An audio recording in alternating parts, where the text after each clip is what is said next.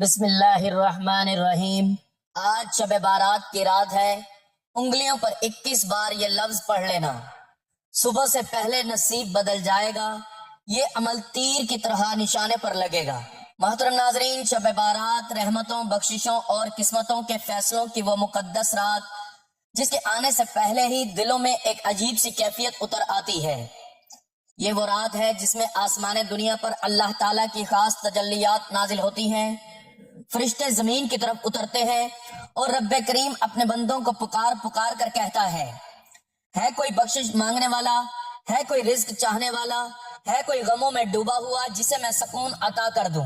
शब बारात दरअसल उम्मीद की रात है, टूटी हुई दुआओं की कबूलियत की रात है और बरसों की महरूमियों को एक लम्हे में खत्म कर देने वाली रात है। ये वो लम्हा होता है जब किस्मत के बंद दरवाजे खुलने लगते हैं और नामुमकिन मुमकिन होने लगता है। हमारा आज का अमल भी इन खास लम्हात को मलहूज़े खातिर रखते हुए हाथों की उंगलियों पर 21 मरतबा एक ऐसे लफ्ज के पढ़ने का अमल कि जो शख्स आज की इस बाबरकत और अजीम रात में 21 मरतबा ये लफ्ज पढ़ लेता है, सुबह होने से पहले ही उसका नसीब बदल जाता है। ये अमल तीर की तरह निशाने पर लगता है। हर काम में आसानी पैदा होती है, हर मुश्किल परेशानी से निजात मिल जाती है और रिज्क की फरावानी होती है और इंसान तमाम मुसीबतों से महफूज हो जाता है। तो आज की रात में हाथों की उंगलियों पर 21 मरतबा कौन सा लफ्ज पढ़ना है, ये जानने के लिए गुजारिश है कि वीडियो को आखिर तक लाजमी देखिएगा। नाजरीन, हम में से कितने लोग हैं जो सारी जिंदगी किसी एक दुआ के लिए तड़पते रहते हैं। कोई औलाद के लिए रोता है, कोई रिज्क की तंगी से परेशान है, कोई कर्ज के बोझ तले दबा हुआ है, कोई बीमारी से निजात चाहता है और कोई इज्जत, सुकून और कामयाबी का ख्वाहिशमंद है। साल गुजरते जाते हैं, दिन रात बदलते हैं, लेकिन वो एक दुआ, वो एक मुराद पूरी नहीं होती। मगर शब बारात वो रात है जिसमें अल्लाह ताला अपने बंदों को मायूस नहीं लौटाता। ये वो रात है जिसमें रब्बे करीम माजी के गुनाहों को माफ करता है, आइंदा आने वाले साल के फैसले फरमाता है और अपने बंदों की तकदीर के वर्क पलट देता है। शब बारात की फजीलत सिर्फ ये नहीं कि इसमें मगफिरत की जाती है, बल्कि ये रात दुआ, तौबा, जिक्र और खास तस्बीहात की रात है। इस रात अगर दिल टूटा हुआ हो तो जोड़ दिया जाता है, अगर आंख नम हो तो पोंछ दी जाती है और अगर हाथ खाली हो तो भर दिए जाते हैं। यही वजह है कि औलिया कराम, सालिहीन और अल्लाह के नेक बंदे इस रात को कभी मामूली नहीं समझते थे। वो इस रात जागते, रोते, गिड़गिड़ाते और अपने रब से वो सब मांग लेते थे जो सारी दुनिया से नहीं मिल सका होता था। आज शब बारात है। आज की रात को अगर हमने गफलत में गुजार दिया तो शायद एक कीमती मौका हाथ से निकल जाए। ये वो रात है जिसमें एक तस्बीह भी इंसान की जिंदगी बदल सकती है, एक सच्ची दुआ भी तकदीर का रुख मोड़ सकती है और दिल से निकला हुआ एक आंसू भी अल्लाह के अर्श को हिला सकता है। अल्लाह ताला किसी बंदे की हैसियत नहीं देखता, वो दिल की हालत देखता है। अगर दिल सच्चा हो, नीयत खालिस हो और जुबान पर आजिज़ी हो तो रब्बे करीम अता करने में देर नहीं करता। इस तहरीर में जिस तस्बीह का जिक्र किया गया है वो महज अल्फाज का मजमुआ नहीं, बल्कि यकीन, तवक्कल और उम्मीद की कुंजी है। जब इंसान इस तस्बीह को शब बारात की खामोश रात में पढ़ता है तो दरअसल वो अपनी कमजोरियों, अपनी महरूमियों और अपनी बेबसी को अल्लाह के सामने रख देता है। यही वो लम्हा होता है जब अल्लाह ताला अपने बंदे को वो दे देता है जो उसे बरसों से नहीं मिला होता। कई लोग ऐसे हैं जिन्होंने इस रात एक तस्बीह पढ़कर अपनी जिंदगी बदलती देखी, जिनके बंद काम बन गए, जिनके रिज्क के दरवाजे खुल गए और जिनके दिलों को वो सुकून नसीब हुआ जिसकी वो मुद्दतों से तलाश में थे। शब बारात हमें यह पैगाम देती है कि मायूसी कुफर के करीब है और उम्मीद ईमान का हिस्सा है। अगर आज की रात भी हमने ये सोच लिया कि शायद मेरी दुआ कबूल ना हो, शायद मेरे नसीब में कुछ नहीं, तो हम खुद अपने लिए दरवाजे बंद कर लेते हैं। मगर अगर हम यकीन के साथ, पूरे एतमाद के साथ हाथों की उंगलियों पर 21 मरतबा ये तस्बीह पढ़कर अल्लाह से मांग लें तो वो रब है जो कुन कहकर सब कुछ कर देता है। वो रब जिसके खजाने कभी खत्म नहीं होते, जिसके देने से कोई कमी नहीं आती। आज की रात अपने दिल को दुनिया के शोर से निकाल कर अल्लाह के हुजूर ले जाओ। मोबाइल, बातें, फजूल सोचें सब एक तरफ रख दो, बस चंद लम्हे अपने रब के साथ गुजार लो। ये तस्बीह पढ़कर अल्लाह से मांग ले तो वो रब है जो कुन कहकर सब कुछ कर देता है। وہ رب جس کے خزانے کبھی ختم نہیں ہوتے، جس کے دینے سے کوئی کمی نہیں آتی۔ آج کی رات بس چند لمحے اپنے رب کے ساتھ گزار لو، ایک تسبیح پڑھو، پھر ہاتھ اٹھا کر وہ سب مانگو جو ساری زندگی نہیں ملا۔ عزت، رزق، صحت، اولاد، سکون، کامیابی، محبت، ہدایت، جو دل چاہے مانگو۔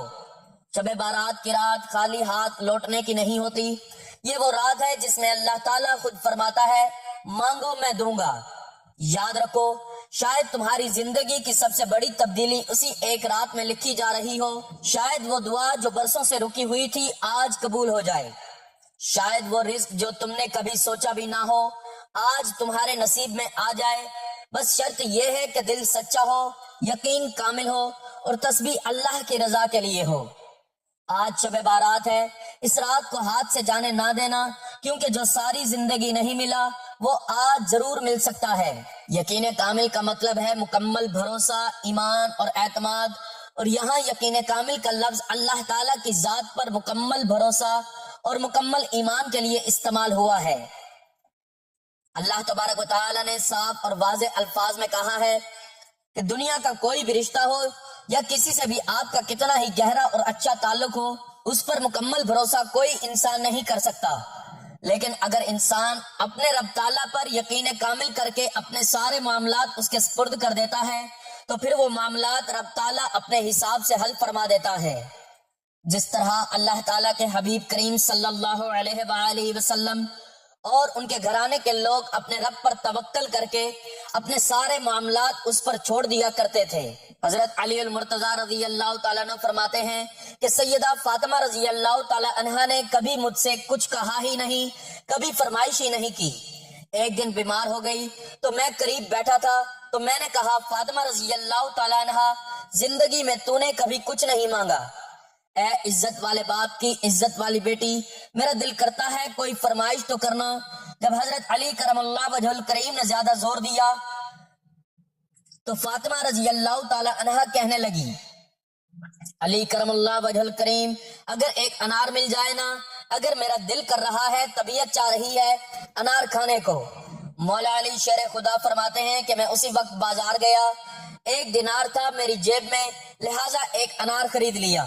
کہتے ہیں لیکن جب انار خرید کر واپس پلٹا تو ایک بوڑھا شخص ہونٹوں پر کمزوری، میرے باپ دادا کی عمر کا، لڑکھڑاتے ہوئے اس کے ہاتھ اور کہنے لگا، علی کرم اللہ وجہ الکریم، میں بھوکا ہوں کئی دنوں کا۔ حضرت علی رضی اللہ تعالیٰ عنہ فرماتے ہیں میرے پاس وہ ایک ہی دینار تھا جس کا انار آ گیا۔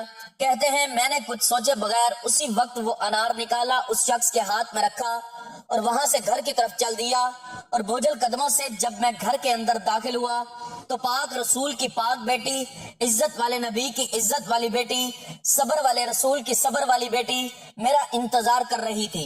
جب میں نے اپنا قدم اندر رکھا دروازے کے تو فاطمہ رضی اللہ تعالی عنہا نے میرا اترا ہوا چہرہ دیکھا تو فرمانے لگی، علی کرم اللہ وجہ الکریم، پیسے اللہ کے راستے میں دے آئے ہو، خیرات کر آئے ہو؟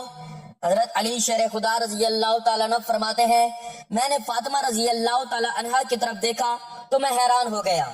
میں نے کہا فاطمہ رضی اللہ تعالیٰ عنہا، تجھے کیسے علم؟ کہنے لگی مجھے یقین ہے کہ آپ رضی اللہ تعالیٰ عنہ انار لینے گئے تھے، خرید بھی لیا تھا، اور مجھے پتا ہے علی رضی اللہ تعالیٰ عنہ کہ میرے ساتھ بے وفائی ہو ہی نہیں سکتی، یہ کسی سوالی نے مانگ لیا ہوگا۔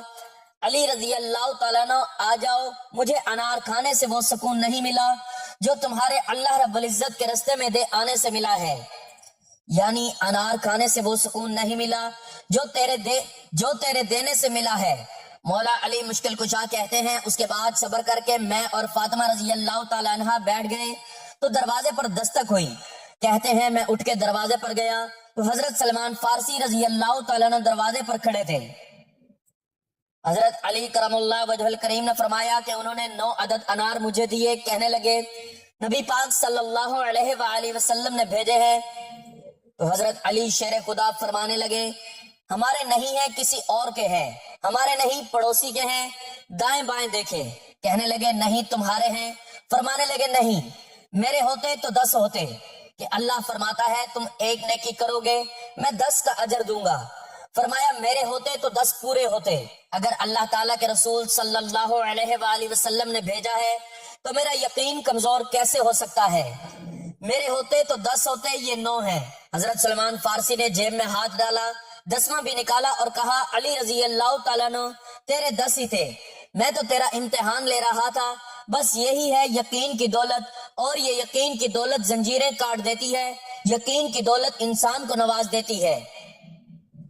سرکار صلی اللہ علیہ وآلہ وسلم فرماتے ہیں کہ جب تم اللہ تعالیٰ کے دربار میں لڑکھڑاتے ہوئے آتے ہو تو یوں نہ کہا کرو کہ یا اللہ چاہے تو دے چاہے تو نہ دے۔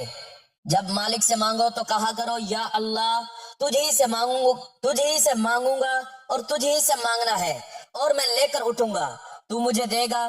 فرمایا جتنا تمہارا یقین کامل ہوگا اتنا ہی اللہ تعالیٰ تمہیں جھولی بھر کے عطا فرمائے گا۔ رب العالمین پر جو شخص مکمل بھروسہ اور کامل یقین کے ساتھ جو کچھ مانگتا ہے تو رب تعالیٰ بہت خوش ہوتا ہے، اور وہ اپنے بندے کو صرف وہی عطا نہیں کرتا جو وہ مانگ رہا ہوتا ہے، بلکہ وہ بھی عطا کرتا ہے جو وہ نہیں مانگ رہا ہوتا۔ اس لیے اپنے سارے مسئلے، اپنی ساری حاجتیں اس کے سپرد کر دینی چاہیے، پھر وہ وہاں سے عطا کرے گا جہاں سے ہمارا گمان بھی نہیں ہوگا انشاءاللہ۔ جب میرے آقا نامدار تاجدار مدینہ صلی اللہ علیہ وآلہ وسلم کی ذات کا اپنے رب تعالیٰ پر اتنا مضبوط اور کامل بھروسہ تھا تو ان کے گھرانے کی کیا بات، ان کے صحابہ کی کیا بات، اور یہی حال اولیاء کرام کا بھی تھا۔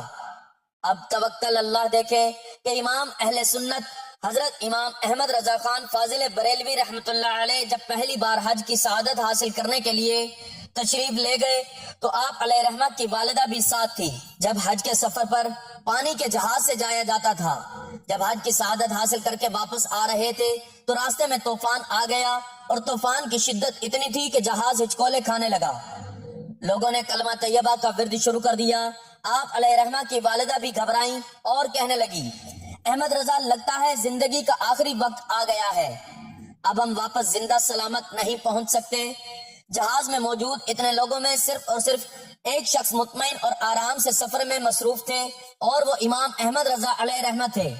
آپ علیہ رحمہ کی والدہ کی طبیعت جب زیادہ خراب ہوئی اور وہ چلانے لگیں کہ اب آخری وقت آ گیا ہے تو آپ علیہ رحمہ نے فرمایا کہ ماں جی آپ آرام سے بیٹھ جائیں، کچھ بھی نہیں ہوگا، کیونکہ میں نے وہ دعا پڑھ لی تھی جو حدیث میں میرے سرکار صلی اللہ علیہ وآلہ وسلم نے بتائی تھی کہ کشتی کے سفر پر جانے سے پہلے یہ دعا جو پڑھ لے گا وہ کشتی کبھی ڈوبے گی نہیں، اور میرا اپنے رسول صلی اللہ علیہ وآلہ وسلم کی بات پر مکمل بھروسہ ہے، لہٰذا آپ آرام سے سو جائیے، ہم انشاءاللہ بحفاظت اپنی منزل مقصود پر پہنچ جائیں گے۔ اور اسی لیے یقین جیت گیا اور لوگوں کا شک ہار گیا، طوفان تھم گیا اور جہاز کنارے لگ گیا، لوگ اپنے اپنے گھروں کی طرف خوشی خوشی چل دیے۔ ناظرین اپنے ہر کام میں اپنے رب تعالیٰ پر مکمل یقین اور بھروسہ رکھیے، اور اپنے سارے مسائل، ساری پریشانیاں، ساری مشکلیں اس کے سپرد کر دیں، پھر دیکھیں وہ کیسے بگڑی بناتا ہے اور کس طرح دنیا کی زندگی اور آخرت کی زندگی کو سنوار دیتا ہے۔ روایت کے مطابق توکل ایمان کی چابی ہے، اور ایمان توکل کا تالا ہے۔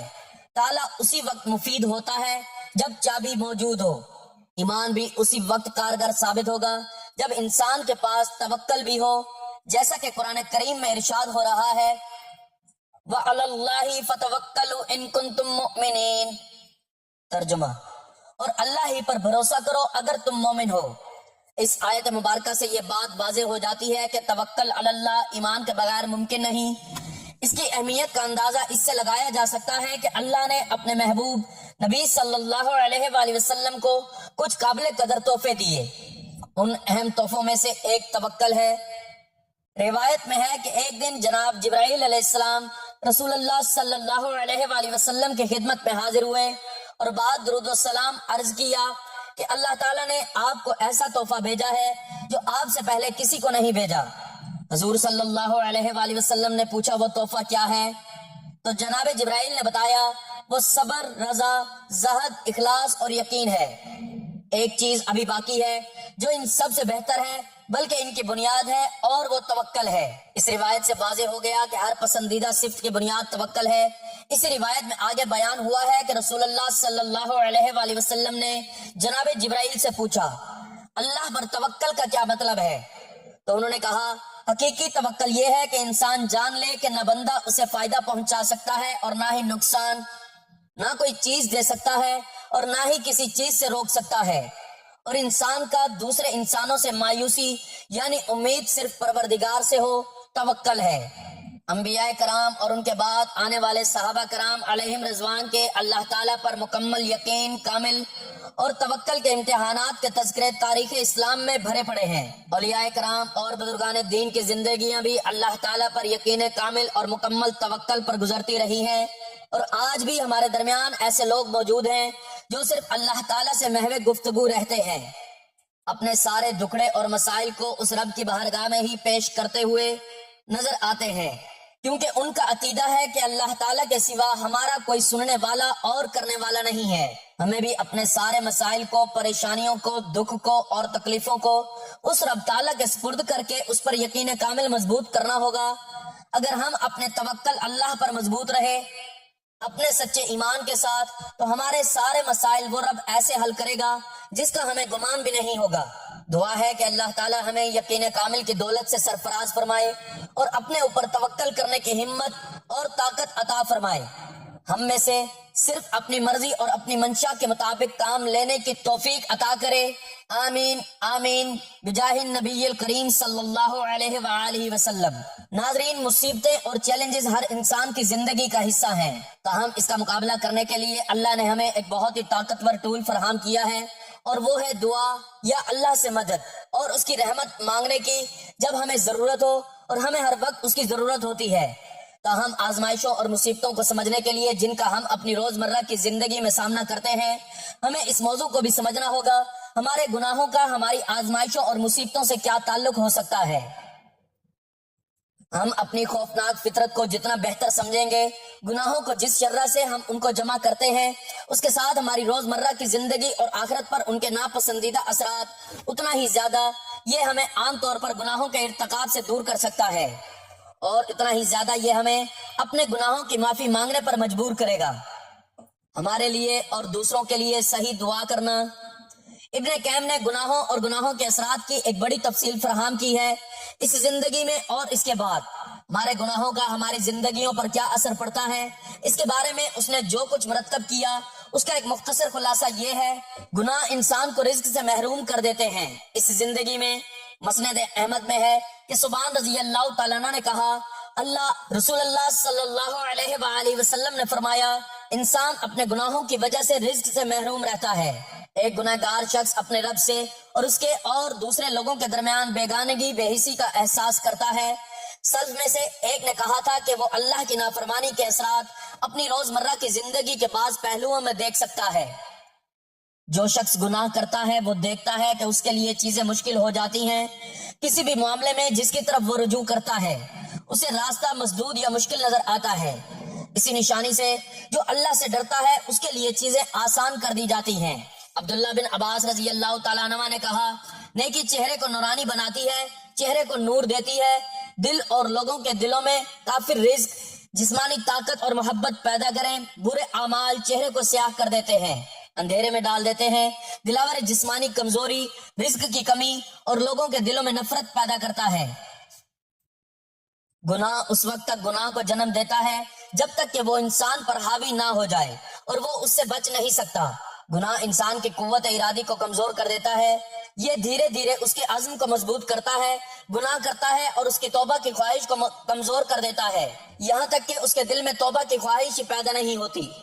اس لیے وہ معافی مانگتا ہے اور توبہ کا اظہار کرتا ہے، لیکن یہ محض لبوں پر الفاظ ہیں، جیسے جھوٹوں کی توبہ، جن کے دل پر بھی گناہ کرنے کا عزم رکھتے ہیں اور اس پر قائم رہتے ہیں۔ یہ سب سے زیادہ سنگین بیماریوں میں سے ایک ہے جو ممکنہ طور پر عذاب کا باعث بنتی ہے۔ وہ بے حس ہو جاتا ہے اور اسے گناہوں کو مزید گناؤنا نہیں لگتا، اس لیے اس کی عادت بن جاتی ہے، اور اگر لوگ اسے گناہ کرتے ہوئے دیکھتے ہیں یا اس کے بارے میں بات کرتے ہیں تو اسے کوئی پرواہ نہیں ہوتی۔ لہٰذا ہم آسانی سے دیکھ سکتے ہیں کہ گناہوں میں مشغول ہو کر ہم صرف اپنی بات کی زندگی کے امکانات بنا رہے ہیں، لیکن گناہ ہماری روزمرہ کی زندگی کی مشکلات میں بھی بہت زیادہ اور فعال طور پر حصہ ڈال سکتے ہیں۔ اللہ قرآن میں فرماتا ہے، تمہیں جو بھلائی پہنچتی ہے وہ اللہ کی طرف سے ہے، اور جو برائی پہنچتی ہے وہ تمہاری طرف سے ہے۔ چاہے ہمیں روزی کمانے میں مشکلات کا سامنا ہو، اپنے خاندان کے معاملات میں یا زندگی کے دیگر معاملات میں، گناہوں کا بوجھ ہمیں اس سے بہت زیادہ روکتا ہے۔ اللہ کی آخری نعمتوں کی تلاش میں اور دنیا اور آخرت میں اچھی زندگی گزارنے کی صلاحیت حاصل کریں۔ دعا اور اس میں ہماری مدد کرنے کی بے پناہ صلاحیت موجود ہے۔ معافی اور دیگر چیزوں کے لیے ذیل میں ایک مختصر تفصیل فراہم کی گئی ہے۔ بنانے کے بارے میں نبی کریم صلی اللہ علیہ وآلہ وسلم کے چند اقوال درج ذیل ہیں۔ اللہ سے دعا۔ رسول اللہ صلی اللہ علیہ وآلہ وسلم نے فرمایا، تم میں سے کسی کی دعا قبول کی جائے گی جب تک کہ وہ جلد بازی نہ کرے اور یہ نہ کہے کہ میں نے دعا کی لیکن میرے پاس نہیں تھی جواب۔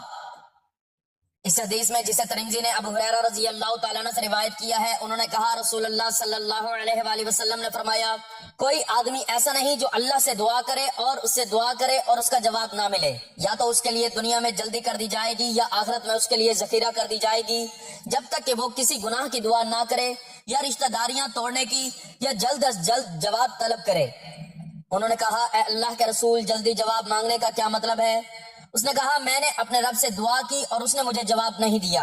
حدیث میں ہے، جب تم میں سے کسی کو اس وقت تک جواب دیا جا سکتا ہے جب تک کہ وہ جلدی نہ کرے اور کہے کہ میں نے دعا کی لیکن مجھے کوئی جواب نہیں ملا۔ صحیح مسلم میں ہے کہ آدمی کی دعا اس وقت تک قبول کی جا سکتی ہے جب تک کہ اس میں گناہ یا رشتہ داری کو توڑنے یا جلدی کرنے کا تعلق نہ ہو۔ عرض کیا گیا، یا رسول اللہ، جلدی کرنے کا کیا مطلب ہے؟ اس نے کہا، جب وہ کہتا ہے کہ میں نے دعا کی اور میں نے دعا کی لیکن مجھے کوئی جواب نہیں ملا تو وہ حوصلہ شکنی کرتا ہے اور دعا کرنا چھوڑ دیتا ہے۔ دعا میں گناہ یا رشتہ توڑنے کا عمل شامل نہیں ہونا چاہیے، جیسا کہ مذکورہ بالا حدیث میں بیان کیا گیا ہے۔ آدمی کی دعا اس وقت تک قبول کی جا سکتی ہے جب تک کہ وہ گناہ میں شامل نہ ہو یا رشتہ داری کو توڑنے والا نہ ہو۔ حضرت ابو ہریرہ رضی اللہ تعالیٰ عنہ کی حدیث میں ہے، جب جواب کا یقین ہو تو اللہ سے دعا کرو۔ اسے ترمذی نے روایت کیا ہے، رسول اللہ صلی اللہ علیہ وآلہ وسلم نے فرمایا، جان لو کہ اللہ غافل دل کی دعا کا جواب نہیں دیتا۔ حدیث میں ہے، رسول اللہ صلی اللہ علیہ وآلہ وسلم نے اس شخص کا ذکر کیا جو لمبا سفر کرتا ہے اور پراگندہ اور غبار سے ڈھکا ہوتا ہے اور آسمان کی طرف ہاتھ پھیلاتا ہے اور کہتے ہیں، اے رب، جب اس کا کھانا حرام ہے، اس کا پینا حرام ہے، اس کا لباس حرام ہے، اس کی پرورش حرام سے ہوتی ہے، تو اس کو جواب کیسے دیا جائے؟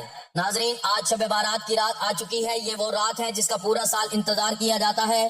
بہت سے لوگ لاپرواہی میں موجود ہیں جنہوں نے شعبان کے مہینے کو لاپرواہی میں گزار دیا۔ ایسے بدنصیب لوگوں سے میری ہاتھ جوڑ کر گزارش ہے کہ ماہ شعبان کے مہینے کی ہر گھڑی قبولیت کی گھڑی ہے۔ ہر لمحے رحمتیں، برکتیں موسلا دھار بارش کی طرح برس رہی ہے۔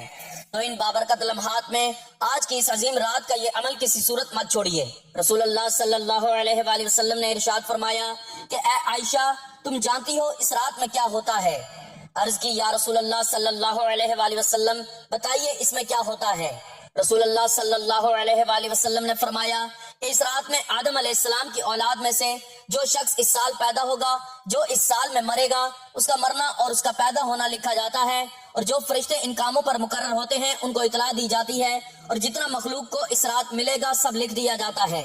بس بندوں کو چاہیے کہ اس رات میں خوب عبادت کریں اور اپنے گناہوں کی معافی مانگیں اور شعبان کی 15 تاریخ کو روزہ رکھیں اور اللہ تعالیٰ سے اس رات میں مغفرت مانگیں۔ اللہ تعالیٰ اس رات میں اپنی رحمت سے بے شمار بندوں کو بخشتا ہے، مگر کافر، مشرک، کینہ رکھنے والے، شراب نوشی کرنے والے اور قاتل کو نہیں بخشا جاتا۔ یہ وہ رات ہے جس میں مانگنے والے کو پورا سال کا رزق اور دولت مل جاتا ہے۔ اس رات کے لیے بڑے بڑے تڑپ رہے ہیں۔ آج یہ رات آ چکی ہے۔ جو بندہ رب کعبہ کو راضی کرنا چاہتا ہے، جو بندہ اپنے خوابوں کو پورا کرانا چاہتا ہے، جو بندہ چاہتا ہے کہ اس کے گھر سے تمام بیماریاں، پریشانیاں، رکاوٹیں، بندشیں ختم ہو جائیں، تو شب بارات کا یہ خاص وظیفہ لازمی کیجیے۔ اس رات میں جو بندہ نوافل ادا کرتا ہے، عبادت کرتا ہے، ذکر الہی کرتا ہے، میرا رب 70 گنا زیادہ ثواب عطا فرماتا ہے۔ اس رات میں ایسا عمل آپ کے حوالے کر رہا ہوں جسے ہاتھ کی انگلیوں پر صرف 21 بار پڑھنا ہے، جس کے پڑھتے دوران جو بندہ جس مقصد کو ذہن میں لاتا ہے وہ مقصد اللہ کے فضل و کرم سے پورا ہو جاتا ہے۔ آج میرے ان بہن بھائیوں کے لیے ایسا مجرب وظیفہ ہے جو بیٹی کے رشتوں کے لیے پریشان ہیں، بیٹیاں جوان ہیں، رشتے نہیں ہو رہے، شادی کے اسباب نہیں ہیں، قرض دار ہیں، کروڑوں کا قرض ہے۔ شب بارات کی رات 21 مرتبہ یہ لفظ پڑھیں، انشاءاللہ قرض داروں کے قرض اتر جائیں گے۔ آپ کے حالات خراب ہیں، آپ فقیری سے بادشاہی میں جانا چاہتے ہیں، آپ اپنی نسلوں کو آباد دیکھنا چاہتے ہیں، آپ چاہتے ہیں کہ آپ کی ہر خواہش پوری ہو، جس کو گھر چاہیے گھر مل جائے، گاڑی چاہیے گاڑی مل جائے، دولت، شہرت، آج جو مانگو گے میرا رب 10 گنا زیادہ عطا فرمائے گا۔ تو ناظرین محترم، وقت کی نزاکت کو مد نظر رکھتے ہوئے چلتے ہیں عمل کی جانب۔ یہ عمل اتنا خاص ہے کہ رب کعبہ فرماتا ہے کہ شب بارات کی رات اپنی تقدیر کے فیصلے پسند کے مطابق کروانا چاہتے ہو تو اس رات رب کو راضی کر لو، اپنی ہر بات منوا لو۔ جھولی بھر بھر کے چاہتے ہو تو یہ عمل لازمی کرو۔ شب بارات کی رات یہ وظیفہ پوری رات کسی بھی وقت کر سکتے ہیں۔ رات سونے سے پہلے آپ نے نماز عشاء ادا کر لینی ہے۔ اس کے بعد باوضو حالت میں مصلی پر بیٹھ کر نبی کریم صلی اللہ علیہ وآلہ وسلم کی ذات اقدس پر درود پاک کا نذرانہ پیش کرنا ہے۔ ثواب کے طور پر ایک مرتبہ میرے ساتھ بھی درود پاک پڑھ لیں۔ اللہم صلی علی محمد وعلی آل محمد کما صلیت علی ابراہیم وعلی آل ابراہیم انک حمید مجید۔ اللہم بارک علی محمد وعلی آل محمد کما بارکت علی ابراہیم وعلی آل ابراہیم انک حمید مجید۔ درود پاک پڑھنے کے بعد آپ نے ان الفاظ کو پڑھنا ہے جن کو آیت کریمہ بھی کہا جاتا ہے اور حضرت یونس علیہ السلام کی دعا بھی کہا جاتا ہے، یعنی لا الہ الا انت سبحانک انی کنت من الظالمین۔ اس دعا کو آپ نے ہاتھوں کی انگلیوں پر گن کر صرف 21 مرتبہ پڑھ لینا ہے۔ یہ حضرت یونس علیہ السلام کی دعا ہے۔ جب حضرت یونس علیہ السلام کو اللہ تعالیٰ نے مچھلی کے پیٹ میں رکھا تو حضرت یونس علیہ السلام نے اس دعا کا ورد کیا تو اللہ سبحانہ وتعالیٰ نے ان کو مچھلی کے پیٹ سے آزادی فرما دی۔ اور جب ان الفاظ کو شب بارات کی رات ہاتھ کی انگلیوں پر 21 مرتبہ پڑھا جاتا ہے، پھر غربت، تنگ دستی، قرض سے نجات مل جاتی ہے، انسان کی حاجات غیبی خزانوں سے پوری ہو جاتی ہیں۔ آپ جس چیز میں ہاتھ ڈالیں گے وہ سونا ہو جائے گی۔ آپ کا جو بھی مقصد ہے، جو بھی حاجت ہے، جو آپ کو ناممکن لگتی ہے، وہ بھی ممکن ہو جائے گی۔ ہاتھوں کی انگلیوں پر 21 مرتبہ آیت کریمہ پڑھنے کے بعد آپ نے تسبیح کے دانوں پر یا ہاتھوں کی انگلیوں پر یا ذوالجلال والاکرام کا ورد کرنا ہے۔ اس کو آپ نے مکمل 100 مرتبہ پڑھ لینا ہے اور اس کے بعد ایک تسبیح یعنی 100 مرتبہ استغفر اللہ پڑھ لینا ہے۔ انشاءاللہ اس عمل سے پورے سال کی رکاوٹیں، بندشیں ختم ہو جائیں گی، پورے سال کا رزق لکھ دیا جائے گا، تمام مشکل پریشانیاں حل ہو جائیں گی، خوشحالی اور برکتیں گھروں میں نازل ہوں گی۔ یہ ایسا عمل ہے جو تیر کی طرح نشانے پر لگتا ہے۔ اس عمل کے کرنے سے بد نصیب کے تالے کھل جاتے ہیں، محتاجیوں اور تانوں سے انسان بچ جاتا ہے۔ تو اس رات میں اس عمل کو ضائع مت کرنا، ہاتھ جوڑ کر مانگو، جتنا مانگ سکتے ہو، جھولیاں بھر بھر کے ملے گا۔ یہ تسبیحات پڑھنے کے بعد آپ نے آخر میں اتنا ہی درود پاک پڑھنا ہے جتنا عمل کے شروع میں پڑھا تھا۔ ناظرین، آج کی شب بارات کو یوں ہی نہ گزرنے دو۔ وہ قیمتی رات ہے جو سال میں ایک بار آتی ہے اور پھر پورا سال انتظار کراتی ہے۔